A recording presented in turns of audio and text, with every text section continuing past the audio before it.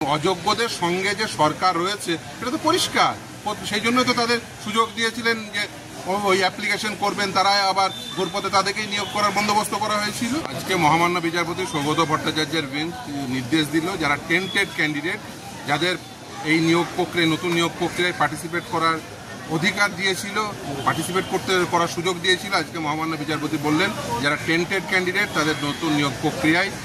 বসতে পারবেন না। ইভেন যারা অলরেডি অ্যাপ্লিকেশন করে ফেলেছেন, যেহেতু 14 তারিখ থেকে অ্যাপ্লিকেশন শুরু হয়ে গেছিল, তাদের ওই অ্যাপ্লিকেশনগুলো ক্যান্সেল করতে বলেছে। এবং নিয়োগের যে বিধি পরিবর্তন অর্থাৎ ওই নাম্বার ডিভিশনের যে পরিবর্তন সেটা তিনি ওই পয়েন্টটি এন্টারটেন করেননি, ফলে সেই পয়েন্টটি নিয়ে বলেছেন যে না, যেমনভাবে চলছিল ওইভাবেই চলছে। আজকে এসএসসি দেখা গেল অযোগ্যদের পাশে দাঁড়িয়ে সওয়াল করলো যে অযোগ্যদের জন্য কিছু বলেনি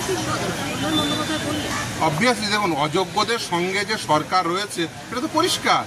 সেই জন্যই তো তাদের সুযোগ দিয়েছিলেন যে ওই অ্যাপ্লিকেশন করবেন, তারা আবার ঘুরপথে তাদেরকেই নিয়োগ করার বন্দোবস্ত করা হয়েছিল। সেই জন্য আজকে আদালত খুব পরিষ্কার বুঝতে পেরেছেন যে টেন্টেড ক্যান্ডিডেট তাদের আবার সুযোগ দিয়ে দেওয়ার চেষ্টা হচ্ছে, ফলে আদালত খুব স্বাভাবিকভাবে টেন্টেড ক্যান্ডিডেটদের তাদের এই নতুন নিয়োগ প্রক্রিয়ায় পার্টিসিপেট করতে পারবেন না বলে নির্দেশ দিলেন, এবং যারা যারা অলরেডি অ্যাপ্লিকেশন করে ফেলেছেন তাদের ওই অ্যাপ্লিকেশনগুলো ক্যান্সেল করার নির্দেশ দিলেন। মানে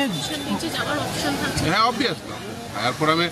অবভিয়াসলি, সেই জন্য দেখবেন স্টেটের পক্ষ থেকে এবং এসএসসির উভয়ের পক্ষ থেকেই তারা এই নির্দেশের স্টে চেয়েছিলেন, আদালত সেটা রিজেক্ট করেছে। এই ক্ষেত্রে তার মানে যারা যোগ্য বলে বিবেচিত সুপ্রিম কোর্টের এবং হাইকোর্টের নির্দেশে